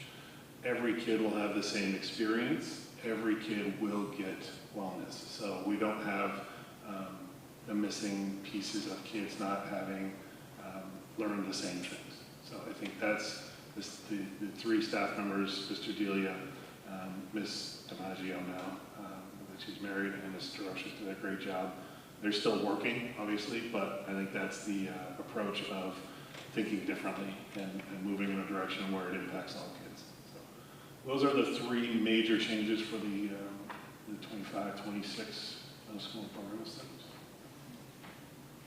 If I can just ask, how does this affect the innovation career pathways, or how is this balanced with that? What do you mean? So the 8th grade criteria that you have here, it also applies to innovation career pathways, right? So the kids that are going to the high school. I don't know how they'll approach, you mean PE specifically? Everything. I think they would be taking the 8th grade classes. I don't know what access they'll have. Steve and I will still have to work out the related arts classes and the offerings. They're obviously not going to have access to everything that we would do, but it's probably more targeted based on the staffing here. I think he's already talked about PE being an option, band and chorus being offered with the current Minnetonka students. But the requirements and the only difference would be the seminar course, if they take that in 8th grade, wouldn't be accessible to the kids at Wolverhampton Middle School, but they're not a part of the pathway. Everything else would be 8th grade math, algebra, social studies, science, ELA. Does that answer your question? Yes, thank you. Just out of curiosity, for the rework of the gym, is it like 20 days continuously, or is it like day 1, day 2, day 3? It will be 20 days in a row. So there'll be 3 cohorts of kids during each F or G block, whatever it is per grade. And then those kids will travel together. And then when we assign them to that second trimester, they will stay with the same cohort of kids. So they'll get 20 days in a row of PE, 20 days in a row of health, 20 days in a row of Fit for Life. That's great. They've done it. It was great to see them thinking that way. Any questions? I want to thank you for the shift to trimesters. I think that's really going to help your MTSS model. It's going to really give students a chance to demonstrate whether or not they're benefiting from the intervention, so you can make stronger evidence-based decisions about what to do with them next. I was just wondering, could you say a little bit about the strings class that you've been working with the music department? I forgot about that. Yeah. So I sent out an email to all families from Sewell Road and Green Meadows yesterday, asking for their intention to sign up for chorus, band, and strings. So we'll close that on Sunday, but we'll look at the numbers and see if we're going to offer that in all 3 grades. The schedule doesn't allow for multiple grades in one class. for related arts, so we'll have to look at what the numbers really are and it's a viable option. We really want to do it, staff really wants to do it, but if it's going to be 4 kids, I'm not sure that's, you know, the most efficient use of their staff. That does also limit access to general music classes or modern music classes for other kids. I think there's some odd over 300 students enrolled in strings and friends, so I don't think you're going to have a numbers problem. I mean, across the district, right? But they need Yeah. they'll They need to want to do it. Right. Yeah, they right, need to want that's to do the- it, exactly. And then, you know, we get the questions of, do they have to have experience prior to both with band and the form asks what specific instrument, things like that. So there's some information that we need to get. You know, if every kid plays the same instrument, I'm not sure what we would do at that point, but. I'm really excited to hear that as a violinist. Yeah, and Maggie Wall. I feel like for too long in our district, the strings are like the, you know, the stepchild up on the side. Yeah, it really was driven by by the staff and Denise Gender as well. But, you know, we met in the fall. I think we talked about this at the previous meeting, but we met in the fall and we talked about what, you know, we would need to look at. So Ms. Wall is finishing her first year of teaching. So she's going to do all of our chorus, which she does a great job, but then add strings as another piece to that. That's tough for anybody, not just a second year teacher. But she's tough. She'll take it up. So.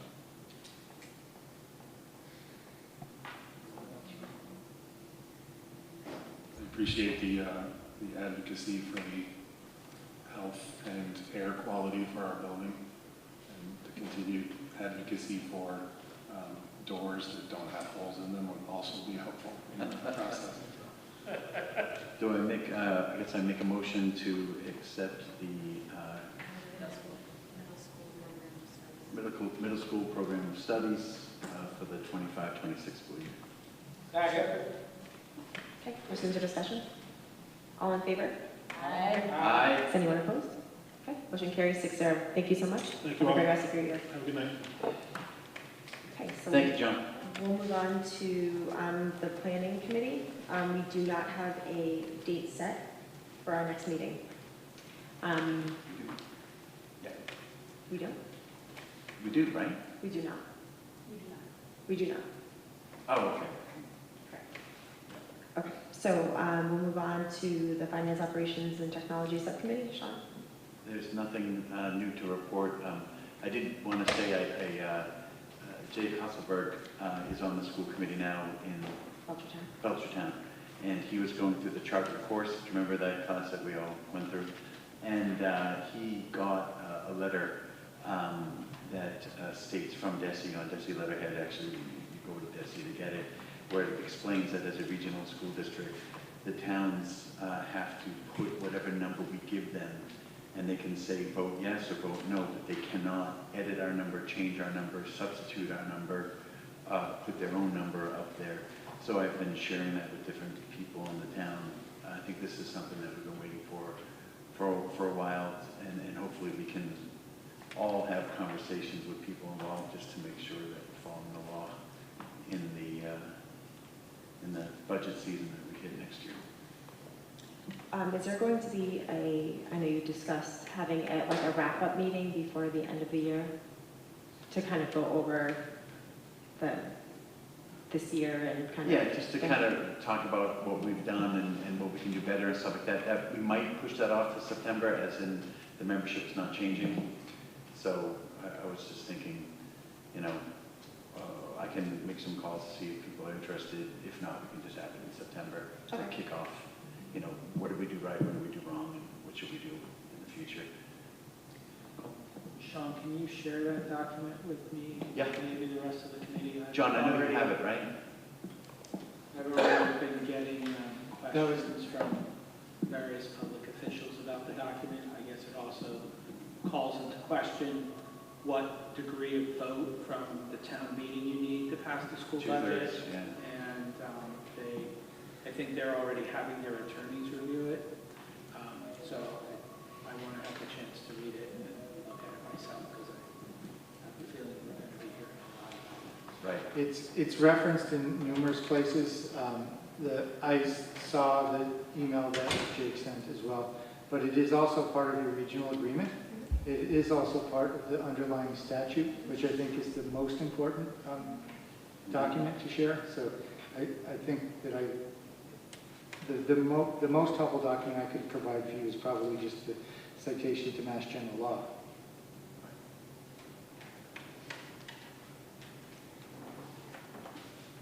Okay, so we'll move on to the LPVEC Collaborative Representative, Lisa.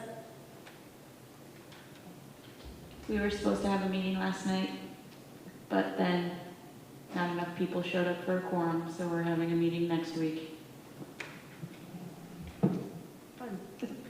Fun. We'll move on to Negotiation Subcommittee. Nothing to report at this time. Policy Subcommittee, Mike. All right. Third reading on the following policies, and I'm hopefully looking for a motion to accept.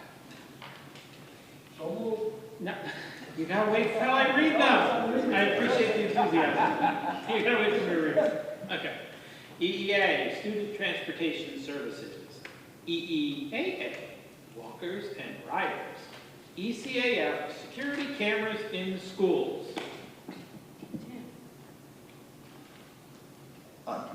Move the question. Motion to accept. Motion to accept. Second. Third. Questions or discussion? Okay, we will vote. All in favor? Aye. Is anyone opposed? Okay, motion carries 6-0. Thank you. And then we will move to the, you don't have a meeting scheduled, right? We do not currently have a meeting scheduled, and now there's something referred, and I mean, I don't know, we're going to be reorganizing in July. What do you guys think? Do you want me to try to do a policy meeting before the end of June? I'm away a lot of next week, but. You can get back, I mean, see what if the members are able to, if you can pull a meeting together between the administration and committee. If you decide that it's too difficult to get a meeting together, then you can wait until next time. Up to you guys. Erin, why don't you do an email chain to see if we can do a meeting of the policy? So, squeeze one in. Why not, right? Okay. One for the gift up. Okay, so then we'll move on to the LPVEC Corporation representative, Mike. Nothing to report. Okay, so we'll move on to the consent agenda. Motion to accept. Second. Questions or concerns?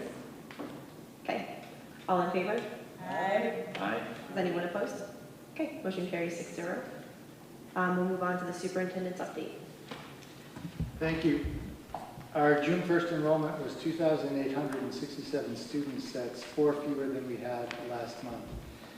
As you can see from the May 30th memo included in your packet, should be the last document in your packet, I accepted a gift in the amount of $210 from the Wilbraham Hamden Academic Trust. These funds will enable us to purchase an accessible Gaga pit, allowing students with physical or sensory disabilities to play Gaga ball with their peers. I've thanked the Wentworth privately, and I want to thank them publicly for their generous gift, which aligns, as they pointed out, with our commitment to creating a supportive and inclusive environment for all students. Since the last meeting, we've accomplished several action steps of our equity improvement plan. As many of you know from attending the event, we hosted our first equity walk on May 27th. 31 stakeholders from various perspectives came together for an interactive dialogue around some of our student outcome data. Participants noted some of the broad patterns that you are all familiar with from your work on the committee, including less favorable outcomes for students with disabilities, high-need students, economically disadvantaged students, and male students across a number of measures. They also responded positively to some bright spots we shared with them, such as evidence that the math achievement gap between students with disabilities and their non-disabled peers is closing in the 3rd grade, and the rapidly increasing rates of math core completion among students with disabilities and economically disadvantaged students. During the debrief, participants encouraged us to do more of the things that seem to be helping to mitigate the inequities, such as providing co-teaching models to support students with disabilities in the general education classroom, implementing aligned evidence-based core curricula with fidelity, continuing the interventions that are showing evidence of efficacy.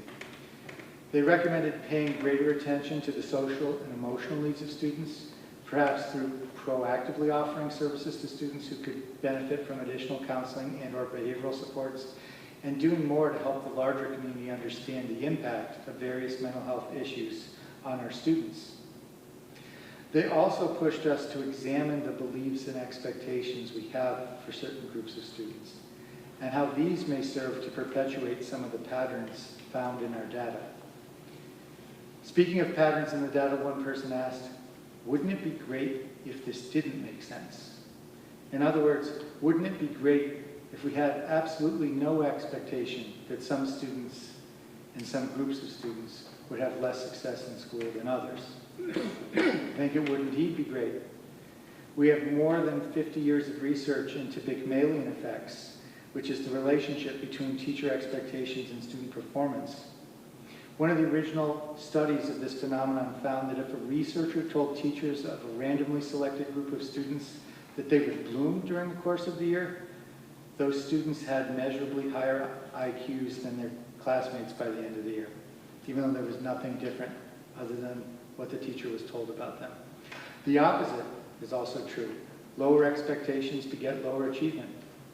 A paper published last year put it this way, quote, part of the success of challenging and high expectations is communicating to the student that they are not alone, but there is a dedicated, accomplished, and caring teacher who will work to maximize the chances of all students, seeing that there is a pathway to meeting those high expectations.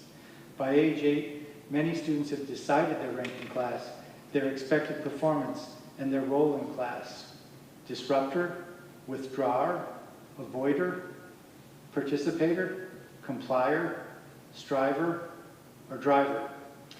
I came away with the equity walk wondering whether we're giving all students the benefit of equitably high expectations, or if we might be losing faith in some of them. We also conducted 2 staff trainings for Minnechaug with specific focus on interrupting microaggressions. One session was facilitated by Vanetta Lightfoot and me. Vanetta conducted the other session herself. These were both requested to follow up similar sessions that Vanetta and I had provided to elementary staff during half-day professional development sessions earlier in the year. We also partnered with the Training Active Bystander organizations of Quabbin Mediation to train cohorts of students in grades 4 through 8 to train their peers to recognize bullying, or as it's called in their curriculum, harm doing, and to commit to doing something positive to intervene rather than passively watching when they see that a peer is becoming a target of harm doing. In our equity improvement plan, we originally identified the Massachusetts Aggression Reduction Center as a possible partner for this work, but after an extensive search process, we decided to work with Training Active Bystanders because this program prepares students to teach each other how to prevent bullying. By embedding this peer-to-peer education in grades 4 to 8, we hope to counteract the negative influences peers can have on each other at these ages so that we can shift our school culture to one that is much less conducive to bullying. I'd also like to give a quick update on our healthcare and social assistance, ICP.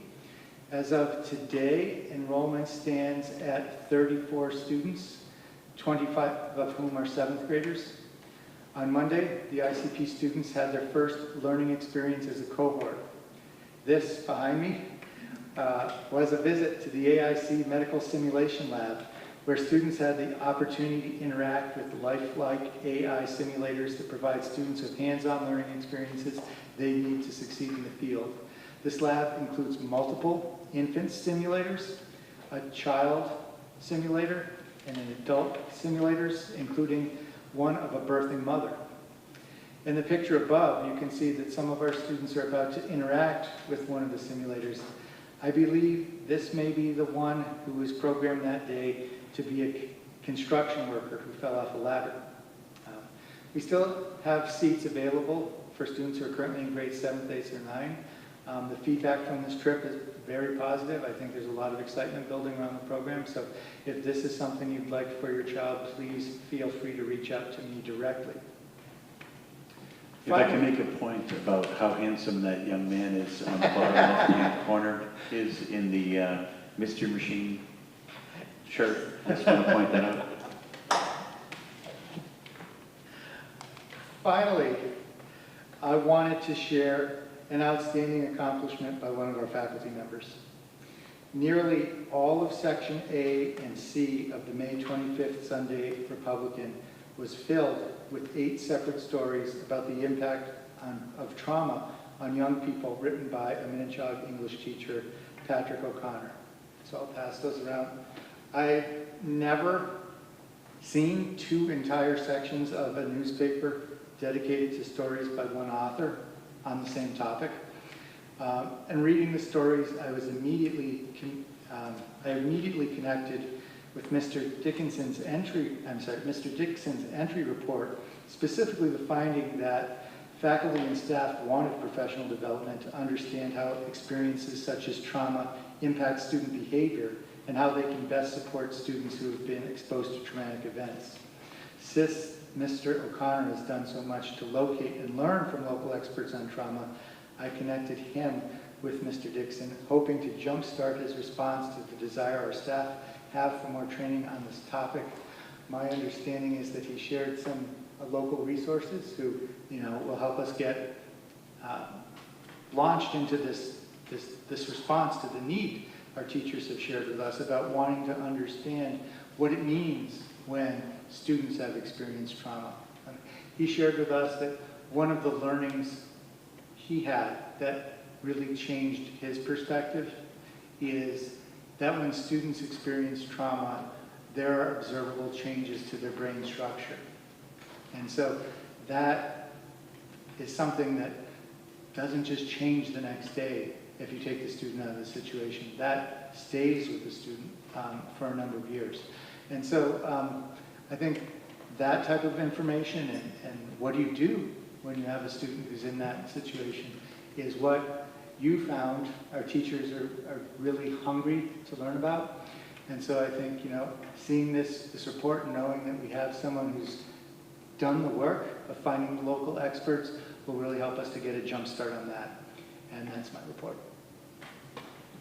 I gotta say, I did have the opportunity to read those articles before I came in today. They were so well written, so well put together. It really, I read it from, beginning to end. It was really just kudos to that teacher.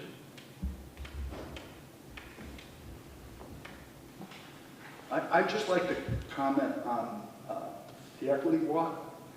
One of the things that impressed me tremendously is we have students, whether they're poverty, special needs, challenge students. And when you look across how they're doing, they're below. But in post-secondary education, those challenged students who had the courage and the encouragement to go to post-secondary education did every bit as well as the students who outperformed them when they were in school. And that speaks volumes to the work that our teachers are doing with struggling kids.